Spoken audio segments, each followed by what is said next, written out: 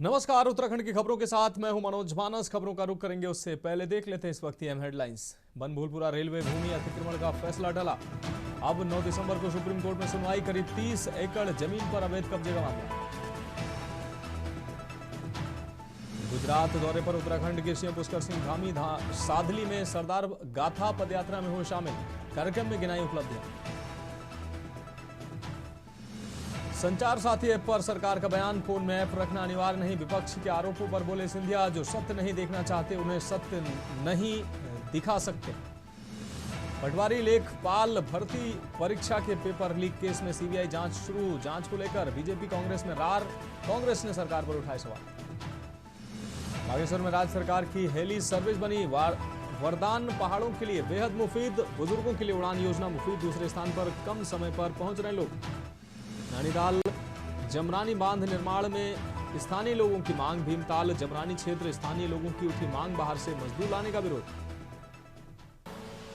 आप देख रहे हैं के न्यूज, खबरों का सारथी। और अब खबरें विस्तार से। हल्द्वानी में रेलवे की जमीन पर अवैध कब्जे को हटाने के लिए दाखिल याचिकाओं पर सुप्रीम कोर्ट में सुनवाई टल गई है। सुप्रीम कोर्ट अगली सुनवाई 9 दिसंबर को करेगा। रेलवे की तरफ से कहा गया है कि हमें ट्रैक बनाना है, इसलिए जल्द सुनवाई की जाए। यह मामला करीब 50,000 की आबादी से जुड़ा है। फिलहाल हाईकोर्ट के आदेश पर सुप्रीम कोर्ट ने अंतरिम रोक लगा रखी है। पिछली सुनवाई के दौरान सुप्रीम कोर्ट ने उत्तराखंड प्रशासन से पूछा था कि राज्य सरकार के पास इन बस्तियों में रहने वाले लोगों को दूसरी जगह बसाने के लिए क्या मास्टर प्लान है। दरअसल उत्तराखंड के हल्द्वानी में रेलवे की जमीन पर अवैध कब्जा हटाने वाली दाखिल याचिका पर सुनवाई मंगलवार को होनी थी। सुनवाई से पूर्व संवेदनशील इलाकों में भारी पुलिस बल तैनात किया गया था। बनभूलपुरा में रेलवे की 30 एकड़ जमीन पर अवैध कब्जे के मामले में सुप्रीम कोर्ट का आदेश आने की उम्मीद थी, लेकिन किन्हीं कारणों फिलहाल 10 दिसंबर तक तारीख बढ़ा दी गई है। जानकारी के मुताबिक रेलवे प्रशासन और नैनीताल प्रशासन की नाक के नीचे बनभूलपुरा में रेलवे भूमि पर हजारों अवैध निर्माण कर दिए गए। इसको लेकर पूर्व में काफी बवाल हो चुका है। मामला सुप्रीम कोर्ट तक भी पहुंचा है और अब 10 दिसंबर को सुप्रीम कोर्ट में अहम सुनवाई होनी है। सुप्रीम कोर्ट से अगले सप्ताह इस मामले में फैसला आ सकता है।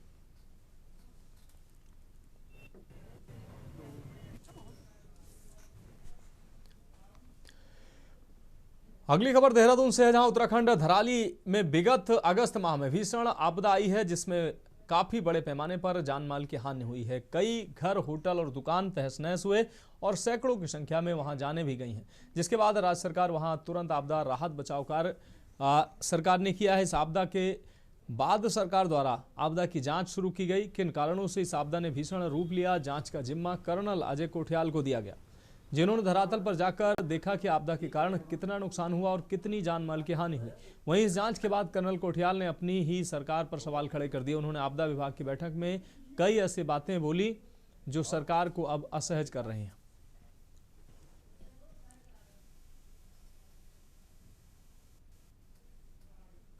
को ये कहना चाहिए, प्रमुख विपक्षी दल है और हमारी ओर से अगर कोई बात जाएगी तो कांग्रेस निश्चित तौर पर उसको लपके भी है और उस पर बोलेगी भी। अगर राहत कार्य में कहीं कोई ढिलाई हुई है और कोई इस तरह के तथ्य सामने आते हैं तो कांग्रेस को बोलना ही चाहिए। एक विपक्षी दल होते के नाते अपनी जिम्मेदारी निभानी चाहिए। वो अपनी जिम्मेदारी निभा रहे हैं, उसको मैं गलत नहीं कह सकता, लेकिन मैं ये जरूर कहूंगा कि कर्नल कोठियाल जी की भी समझ में आ गया होगा कि बात कहाँ रखनी चाहिए। ये डिजास्टर पे एक डिस्कशन है और क्योंकि मैं भी इसका हिस्सा हूँ, कुछ बेसिक्स में ऐसी शेयर करना चाहूंगा। धराली की बात हम कर रहे हैं। भाई साहब ने बोला कि धराली में डिजास्टर आया। हमने ये भी समझ लिया कि हमारा हिस्ट्री बोलती है कि वहाँ पहले भी डिजास्टर आया था, फिर दोबारा आया, फिर तिबारा आया, फिर भी लोग वहाँ पे हैं। पर हम एक दूसरे तरीके से अगर सोचें कि हम ना हिमालय के रहने वाले लोग हैं। हिमालय की बनावट, जो टेरेन कॉन्फ़िगरेशन है, वो इस प्रकार का होता है कि रहने की जगह ही लिमिटेड होती है। उत्तरकाशी के धराली में आई हुई आपदा को करीब 4 महीने होने को हैं और आज 4 महीने के बाद सरकार के वहाँ पर राहत कार्यों की पोल कर्नल कोठियाल साहब ने बहुत बखूबी से खोल दी है। कर्नल साहब को इस क्षेत्र का अच्छा अनुभव है। केदारनाथ आपदा का के बाद जो राहत के कार्य हुए और जो वहाँ पुनर्निर्माण के कार्य हुए, उन कामों का उन्हें बहुत ज्ञान है। खबर देहरादून से है, जहां चारधाम यात्रा की समाप्ति के बाद अब परिवहन विभाग की तरफ से कमर्शियल वाहनों के लिए बनाए गए ग्रीन कार्ड का आंकड़ा जारी किया गया है। इस बात पर चारधाम यात्रा की परिवहन नोडल अधिकारी संदीप सैनी ने कहा कि इस बार की चारधाम यात्रा सुगम रही, जिसमें इस बार 32,000 से ज्यादा ग्रीन कार्ड बने और इसमें इससे हमें 1,95,00,000 रुपए का राजस्व प्राप्त हुआ। साथ ही उन्होंने कहा कि कई कॉमर्शियल वाहन बिना ग्रीन कार्ड और ट्रिप कार्ड बनाकर यात्रा पर आए थे, जिसमें सघन चेकिंग के दौरान लगभग 12,500 वाहनों के चालान भी हुए। इस बार चारधाम यात्रा की अगर बात करें तो चारधाम बहुत ही हमारा सकुशल चारधाम यात्रा हुई है, सुगम चारधाम यात्रा हुई है, जिसमें ग्रीन कार्ड के जो आंकड़े हैं हमारे 32,000 से ज़्यादा ग्रीन कार्ड बने हैं और उसमें 1,95,00,000 का हमारे पास रेवेन्यू भी आया है। और जितनी भी हमारी एनफोर्समेंट टीम्स थी और जो हमारे चेक पोस्ट थे, क्योंकि उसमें सघन प्रवर्तन कार्रवाई भी की गई थी कि बिना ग्रीन कार्ड और ट्रिप कार्ड के किसी भी गाड़ी को अलाउ नहीं किया गया था, तो उसमें लगभग हमारे 12,500 के आसपास चालान भी हुए हैं, जिससे रेवेन्यू भी आया और यात्रा भी बहुत कंट्रोल्ड वे में चली है। तो इसी का नतीजा है कि हमारे सारे टीम का एक कोऑर्डिनेटेड एफर्ट इसमें दिखाई दिया।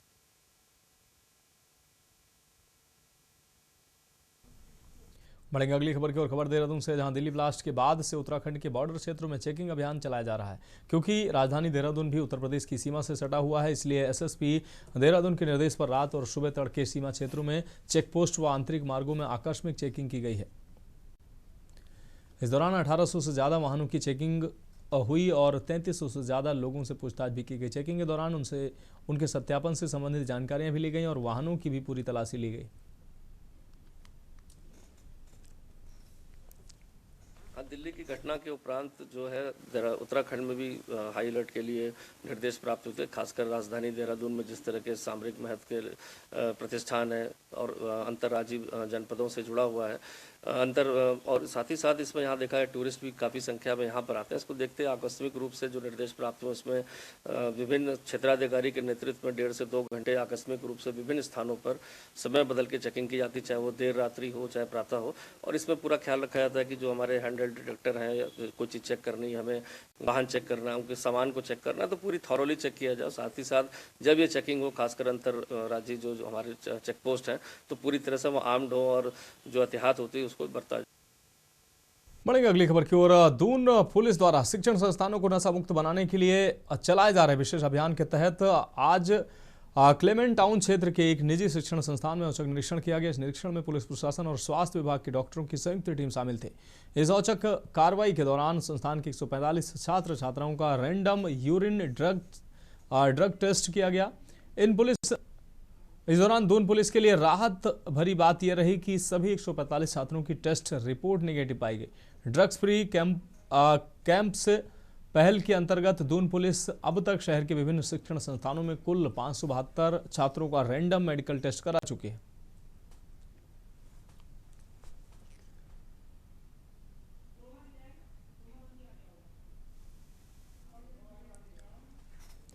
देहरादून में कैबिनेट मंत्री गणेश जोशी ने मसूरी में 24 से 29 दिसंबर तक आयोजित होने वाले मसूरी विंटर लाइन कार्निवाल 2025 की तैयारियों की समीक्षा की है।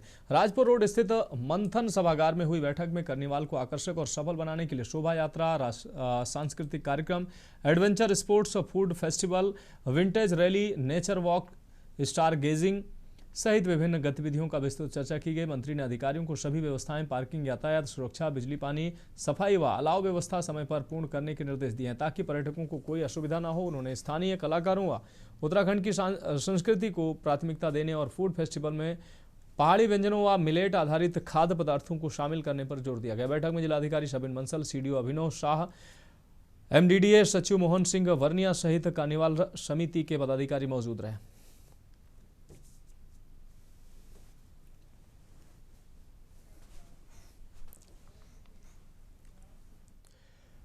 बढ़ेंगे अगली खबर की ओर। हाईकमान द्वारा प्रदेश कांग्रेस के नेतृत्व परिवर्तन के बाद से ही प्रदेश कांग्रेस आगामी चुनाव के लिए कमर कसती नजर आ रही है। बीते सोमवार देर शाम हुई दिल्ली में बैठक के दौरान हाईकमान ने प्रदेश कांग्रेस को आक्रामक रूप से चुनाव में उतरने के निर्देश दे दिए हैं। इसके चलते प्रभावी ढंग से प्रदेश कांग्रेस आगामी चुनाव के लिए उत्सुक दिखाई दे रही है। वहीं भाजपा विधायक विनोद चमोली ने कहा कि अगर कांग्रेस आक्रामकता से चुनाव लड़ने की बात कहती है तो भाजपा को कोई दिक्कत नहीं है। हर पार्टी अपनी स्ट्रेटजी बनाती है, कांग्रेस की अपनी स्ट्रेटजी और भाजपा की स्ट्रेटजी अलग है। कांग्रेस चुनाव की तैयारी करती है, लेकिन भारतीय जनता पार्टी हर दिन चुनाव में होती है। ये तो आने वाला समय और चुनाव ही बताएगी कि क्या होता है।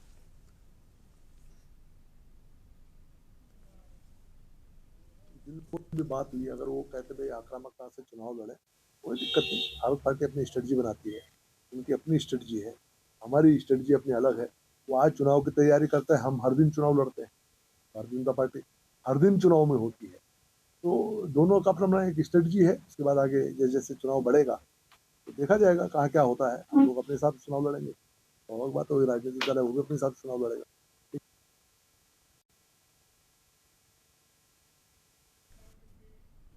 बढ़ेंगे अगली खबर की ओर। खबर देहरादून से है, जहां 21 सितंबर को पटवारी लेखपाल भर्ती परीक्षा के पेपर लीक मामले में अब सीबीआई ने अपनी जांच शुरू कर दी है, जिसमें उत्तराखंड बेरोजगार संघ के पूर्व अध्यक्ष बॉबी पवार के साथ कई लोगों की जा रही है। इस बात पर 20 सूत्रीय क्रियान्वयन समिति के राज्य मंत्री ज्योति प्रसाद गेरोला ने कहा कि बेरोजगार छात्रों की सीबीआई जांच की मांग की गई थी और उसके तहत उत्तराखंड की सरकार वो जांच करा रही है और निश्चित तौर पर उस जांच के अच्छे परिणाम आएंगे। वहीं दूसरी तरफ कांग्रेस की प्रदेश प्रवक्ता डॉक्टर प्रतिमा सिंह ने सरकार पर निशाना साधते हुए कहा कि इस मामले पर अगर सीबीआई सरकार की कठपुतली बन गई तो ये युवाओं के लिए उचित नहीं होगा। और कांग्रेस पार्टी की मांग थी कि ये सीबीआई जांच हाईकोर्ट के सिटिंग जज की निगरानी में होनी चाहिए, लेकिन सीबीआई सरकार के दबाव में मुख्य अपराधियों को बचाने के लिए काम कर रही है। जो काम सीबीआई का वो सीबीआई को करने दीजिए, उसमें आप और मैं सुझाव दें तो ज़्यादा ठीक नहीं लगता। लेकिन मुझे इतना पता है कि बेरोजगार छात्रों की जो एक मांग थी कि इस पे सीबीआई जांच होनी चाहिए, उत्तराखंड की सरकार उस जांच को करा रही है। उस जांच पे हम आगे बढ़ रहे हैं और आगे बढ़ते बढ़ते निश्चित तौर पर उसके अच्छे परिणाम आएंगे। देखिए, महज अगर खाना पूर्ति करने का कार्य सीबीआई कर रही है तो ये बड़े दुर्भाग्य की बात है, क्योंकि यूके जो है पेपर लीक का मामला है वो प्रदेश के युवाओं के भविष्य से जुड़ा हुआ है और आने वाले जो लोग तैयारियां कर रहे हैं, जो बेरोजगार साथी हैं, उनके भविष्य से भी जुड़ा हुआ है। तो अगर सिर्फ इस मुद्दे पर भी सीबीआई सरकार के हाथ की कठपुतली बन के कार्य करेगी।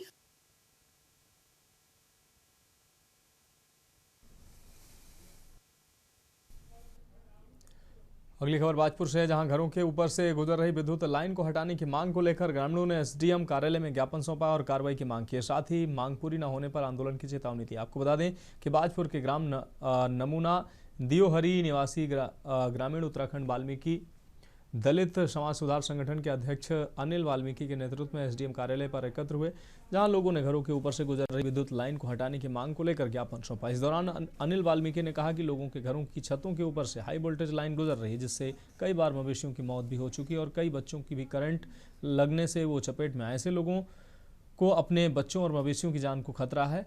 इस दौरान उन्होंने एसडीएम से विद्युत लाइन को अन्य स्थान पर स्थानांतरित करने की मांग की।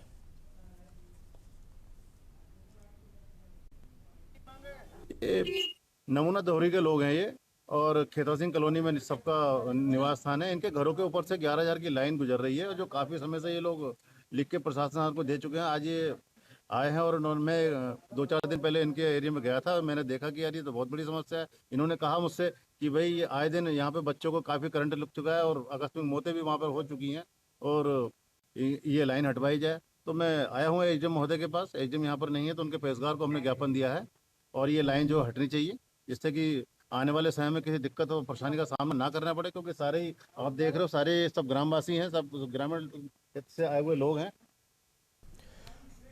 खबरों में वक्त एक ब्रेक का, जल्द हाजिर होंगे।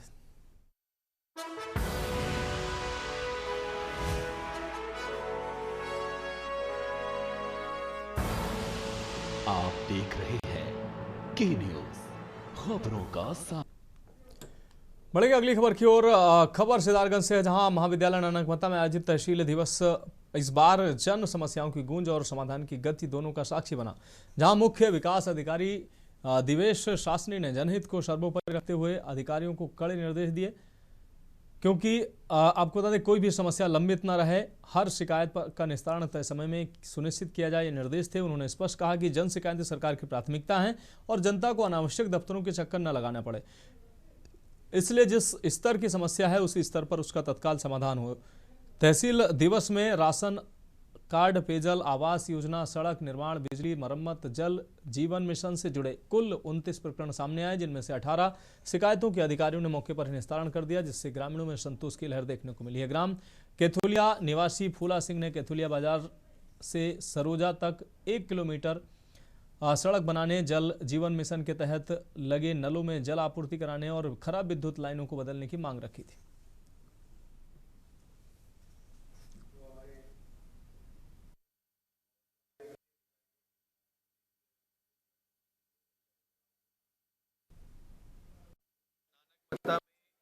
ऑर्गेनाइज किया गया था जिसमें समस्त जिला स्तरीय अधिकारी और हम लोग यहाँ पे पूर्व विधायक, हमारे यहाँ के चेयरमैन साहब, सभी लोग उपस्थित थे। डिफरेंट एरियाज से लोग आए और जनता ने हमारे सामने अलग अलग विभागों की कंप्लेंट्स रखी।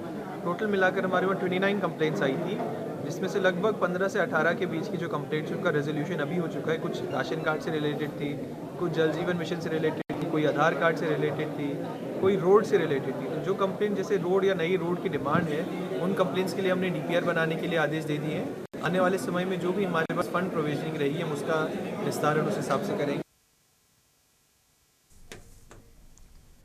बढ़ेंगे अगली खबर की ओर। सिद्धार्थगंज नगर के वार्ड 12 में बीते सोमवार सुबह हिंदू परिषद व बजरंग दल के कार्यकर्ताओं की सूचना पर गौ संरक्षण स्क्वाड व पुलिस ने एक बाइक से पॉलीथिन में पैक गौवंशीय मांस बरामद कर बड़ा खुलासा किया, लेकिन आरोपी मोहसिन पुत्र मोहम्मद अली निवासी वार्ड 8 पुलिस को चकमा देकर मौके से फरार हो गया। घटना के समय गौ संरक्षण स्क्वाड प्रभारी पंकज वेलवाल, प्रमोद कुमार, पुष्कर राठौर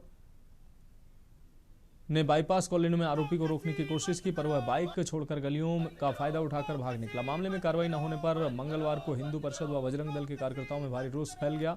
दर्जनों कार्यकर्ता अजय भगत के नेतृत्व में कोतवाली गेट पर धरने पर बैठ गए, आरोपी की गिरफ्तारी की मांग करने लगे। कार्यकर्ताओं ने पुलिस पर लापरवाही का आरोप लगाते हुए 12 घंटे के अल्टीमेटम के बावजूद आरोपी को नहीं पकड़ने पर कड़ी नाराजगी जताई।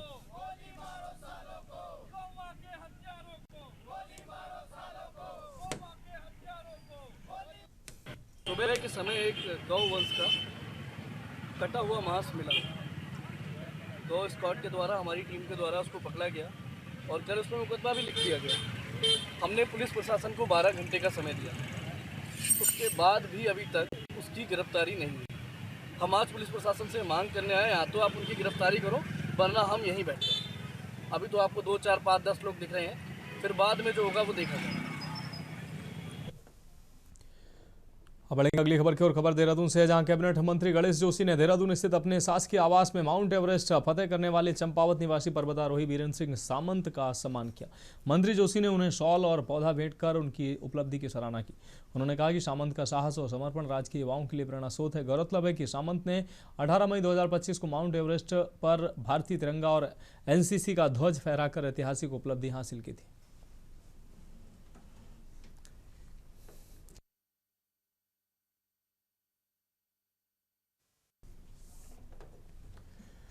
बढ़ेंगे अगली खबर की ओर। खबर उत्तरकाशी के बड़कोट से है, जहां रवाई सरदोत्सव संस्कृत एवं पर्यटन विकास मेला अपनी 5वीं संध्या में संगीत और उल्लास के उच्चतम शिखर पर दिखाई दिया। हिमाचल के लोकप्रिय नाटी किंग कुलदीप शर्मा के मंच पर आते ही बड़कोट के हेलीपैड मैदान में मौजूद खचाखच भारी भीड़ उत्साह से झूम उठी। जैसे ही उन्होंने अपनी हिट नाटियों की झड़ी लगाई, दर्शक अपने स्थानों पर टिक नहीं पाए और मैदान भर में थिरकते कदमों का मंजर बन गया। प्रस्तुति के दौरान जब उन्होंने अपनी चर्चित नाटी की पंक्तियां छम छम बाजे पायल मेरी साथ नाच दी दुनिया सारी छेड़ी, तो पूरा मैदान तालियों और हूटिंग से गूंज उठा। नृत्य करती भीड़ से उठती धूल और चारों ओर फैला उत्साह संध्या को अविस्मरणीय बनाता रहा।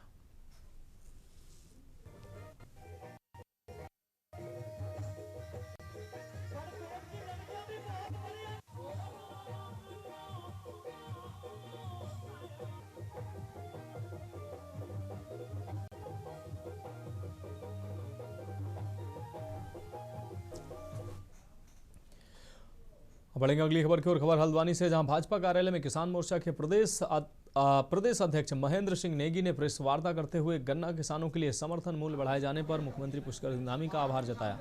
उन्होंने कहा कि किसानों के लिए धामी सरकार ऐतिहासिक काम कर रही। किसानों के बीच किसान मोर्चे ने जाकर किसानों की समस्याओं को भी सुना है, जिसको लेकर उन्होंने मुख्यमंत्री को उन समस्याओं से अवगत कराया। जिसके अलावा उन्होंने कहा कि जल्द किसान मोर्चा के जिले और मंडल स्तर पर गठन किया जाएगा, जिसमें खेती किसानी से जुड़े कार्यकर्ताओं को प्राथमिकता दी जाएगी।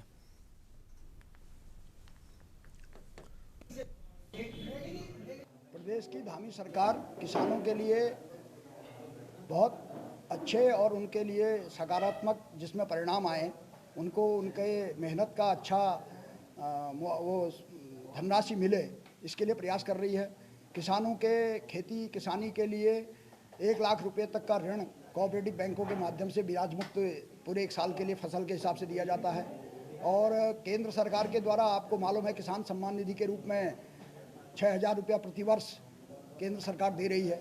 उसके अलावा किसानों के लिए जानवरों के बीमा हैं, फसल बीमा योजना है, ये सारी योजनाओं पर सरकार बहुत ही बारीकी से काम कर रही है। खबर इसी के से जहां फिल्मी अंदाज में शराब की तस्करी आम होती जा रही है। शराब के तस्कर लगातार बाहरी राज्य से उत्तराखंड में तस्करी कर रहे हैं। वहीं आबकारी विभाग की शराब की तस्करी की तस्करों की धरपकड़ में लगा हुआ है।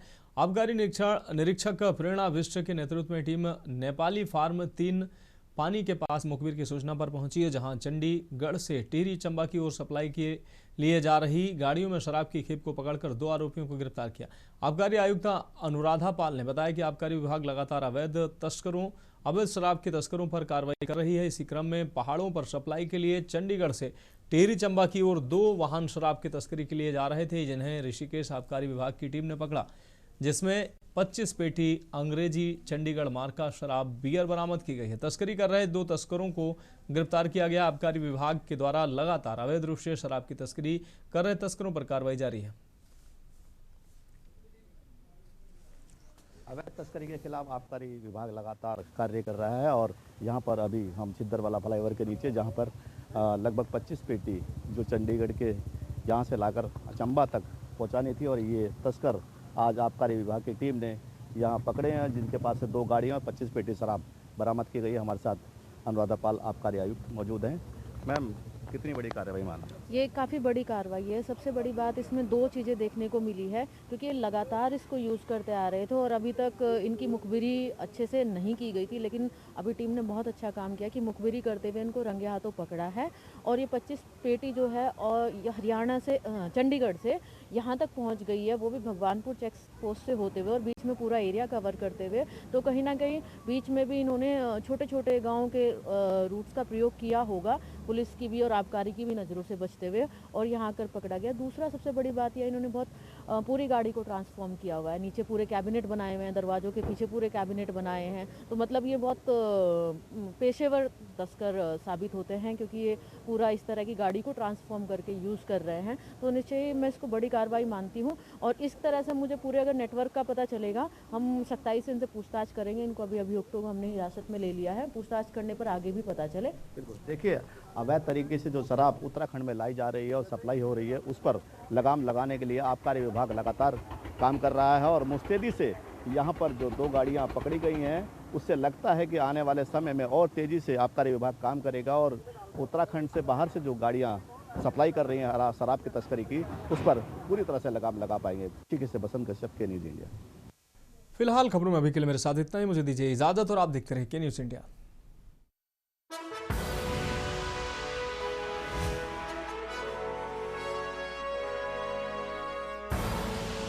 आप देख रहे हैं के न्यूज़, खबरों का